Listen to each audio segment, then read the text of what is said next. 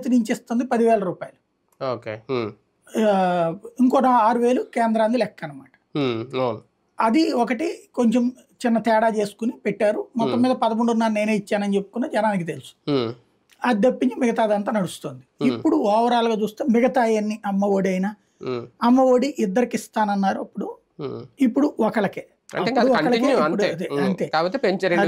పెంచుకొచ్చారు. అది కూడా ఏంటంటే 15,000 ఇస్తానన్నది ఒక 2,000 వెనక్కి తీసేశారు కాబట్టి ఇప్పుడు ఆ 2,000 ఇస్తున్నారు.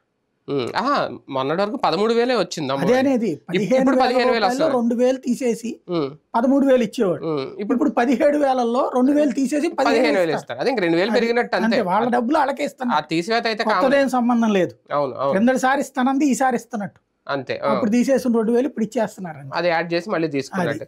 పింఛన్ విషయంలో లాస్ట్ టైం మనం చూసుకుంటే చాలా హోరీ పోర్ ఇద్దరి మధ్య ఏదో వేలం పాటలా పెంచుకొని 3,000 దాకా తీసుకెళ్లిపోయారు కదండి. అప్పుడు ఇప్పుడు కనీసం అంటే 5 ఏళ్ళ తర్వాత 3,000 అనేదే మనం లెక్కేసుకోవాలి. లాస్ట్ టైం 2,000 కదా, 1000 పెరిగిపోయింది, ఇప్పుడు 1,500 పెరిగిపోయింది అంటే ఆ లెక్క అయితే జనాలు వేయరు. అలా చూసుకున్న 500 పెంపు అనేది అది పెంపుగా చూస్తారా?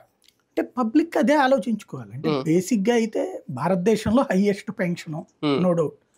కాబట్టి ఇప్పుడు చంద్రబాబు గారు ఆ వేలంలో దిగారు 4,000 అని. ఈయన వేలంలో దిగి ఇంకా ఎక్కువ వేస్తారనుకుంటే తగ్గించారు. అంటే అసలు ఈయన వేలంలోకి దిగలేదు, ఆయన ముందే చెప్పేసాడు, అయిపోయింది ఇంకా. కాబట్టి పబ్లిక్ తేల్చుకోవాలి. ప్రాక్టికల్ గా అయితే నా దృష్టిలో అయితే 4,000 ఇవ్వడం కరెక్టే.